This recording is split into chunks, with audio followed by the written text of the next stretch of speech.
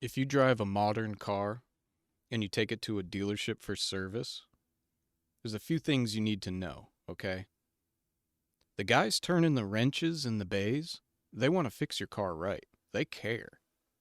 The problem is, the people running the building don't give a damn about anything except the numbers.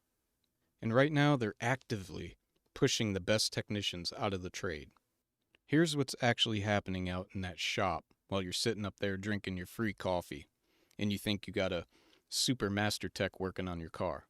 The service drive is no longer an auto repair shop.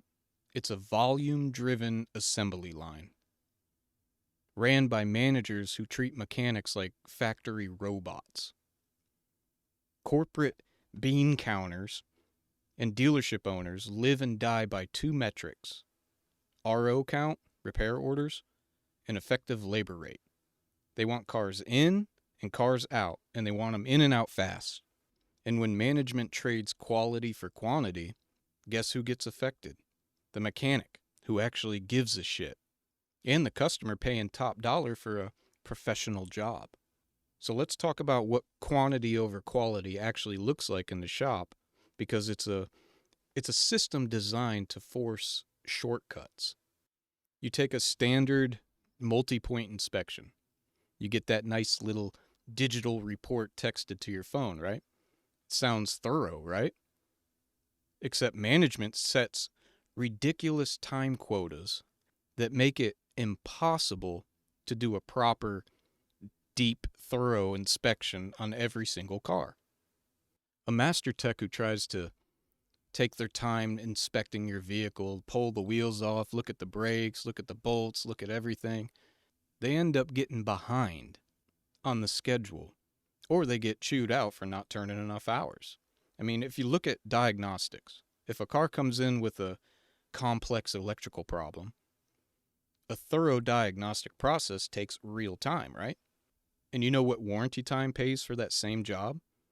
0.4. 4/10 of an hour.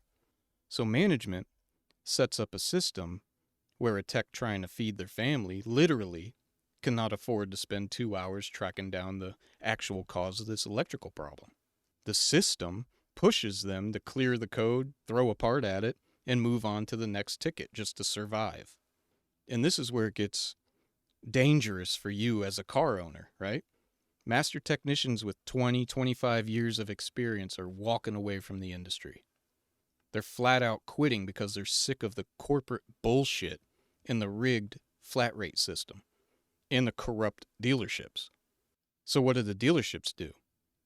They're not trying to fix the culture to bring those guys back or keep them. They're just hiring warm bodies off the street. Unskilled, untrained kids with no business touching your vehicle. No business touching a high voltage hybrid vehicle, an electric vehicle. Brakes on your car that your family drives in. They hire these kids and they just use them up and burn them out. And here's the ultimate scam. The dealership is charging you $200+ an hour and having entry-level kids do the work. They're turning the wrenches on your car because the master technicians are walking out. So you're paying $200 to $300 an hour to have a child that has no idea what they're doing work on your vehicle. And the shop pockets all that profit. They're paying them $15, $20 an hour, charging you $250, $300 an hour. And you get the gamble of whether or not your fucking lug nuts are actually torqued down in the post-repair road test, okay? It used to be that you took the car out after you got it repaired, before and after. You got it up to speed and made damn sure it was right before giving the keys back to the customer.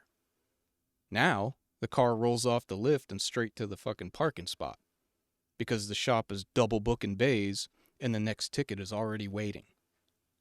There's no time built into management's schedule for a proper road test.